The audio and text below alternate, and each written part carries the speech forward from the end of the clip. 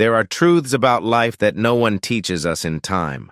Not in school, not in childhood, not even in those rare moments when someone claims to guide us. We learn them only when we've already been wounded, when life has already carved its lessons into the softer parts of our soul. And by the time we finally understand them, they have already changed us forever. Today, we walk through these truths together. Not as people searching for comfort, but as those who seek clarity, discipline, and inner strength. Secret one, your mind is the only thing you truly own.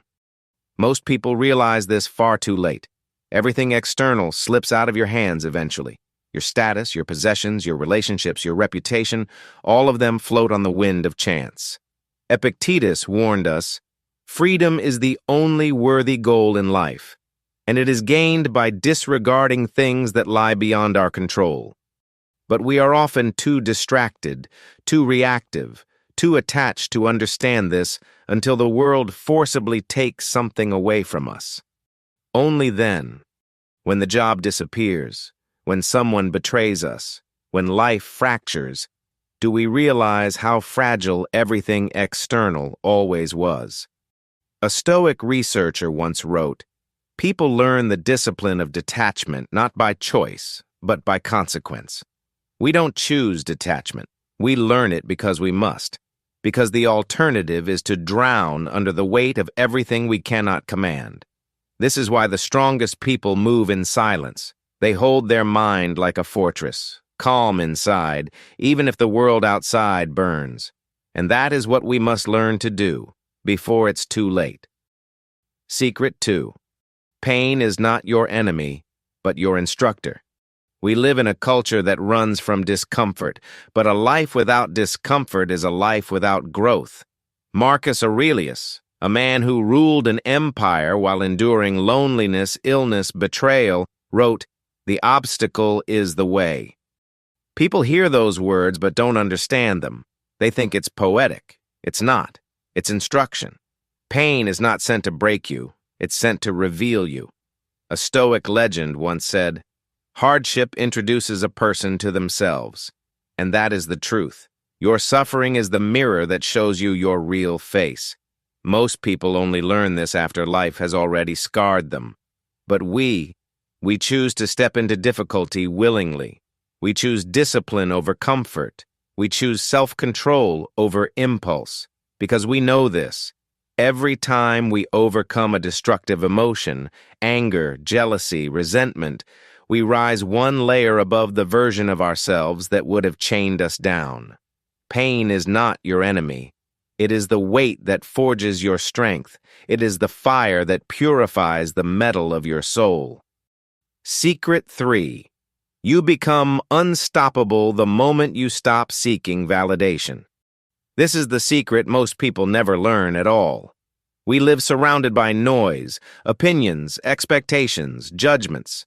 But the moment you try to satisfy the world, you lose yourself completely. Seneca wrote, "A great mind is one that does not depend on the opinion of others." Most people only understand this at the end of their lives, when they look back and realize they lived for applause instead of purpose. But we take a different path. We stop explaining ourselves. We stop performing for approval. We stop shrinking to make others comfortable. We become silent, intentional, and inwardly powerful. Not because we are cold, but because we understand that true strength grows where noise cannot reach. The greatest tragedy is that people spend years trying to be liked when they could be spending those same years becoming unshakable. Validation is a prison. Self-mastery is freedom. Secret 4. Destructive emotions are the true enemy within. Most people spend their whole lives fighting the wrong battles. They wage war against other people, their critics, their rivals, their enemies. But the greatest wars are not fought in the world.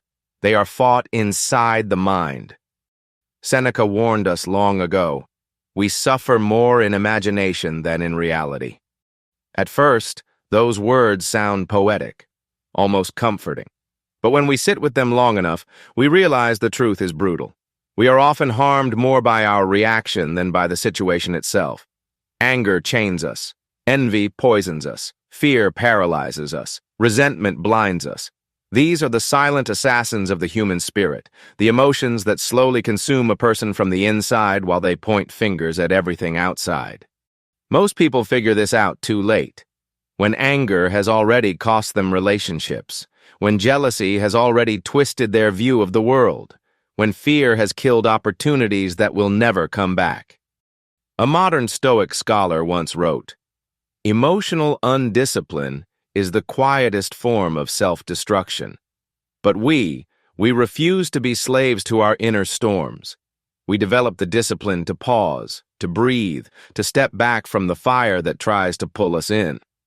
Because a mind that cannot control its emotions is a kingdom easily conquered, and a mind that can control its emotions becomes untouchable, a fortress no chaos can breach." This is why a true Stoic does not seek victory over others. We seek victory over ourselves, and when we win that battle, every other battle becomes smaller. Secret 5.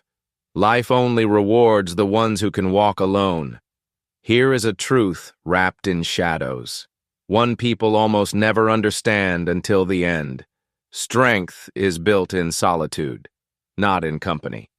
Most of the world fears being alone. They drown themselves in noise, distraction, and constant connection because silence terrifies them. Silence forces them to confront who they truly are. But the Stoics understood something deeper. Only the person who can stand alone is truly free. Marcus Aurelius wrote in his private meditations, words he never intended anyone to read. Nowhere can man find a quieter or more untroubled retreat than in his own soul. That line is not gentle. It is a challenge. He is telling us that the world will never give us peace. We must go inside ourselves and build it manually. Most people learn this truth too late, after they've spent their lives depending on others for validation, direction, identity.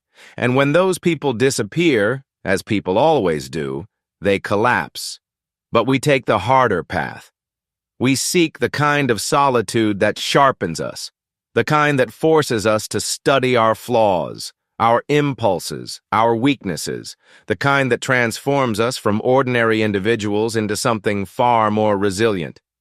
In solitude, we confront our fears. We wrestle with our doubts. We tame our emotions. We discover the clarity that noise tries to bury.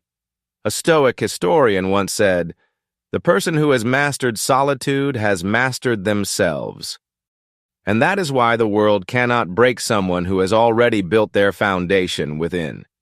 We learn to walk alone, not because we reject the world, but because we refuse to let it be the source of our strength.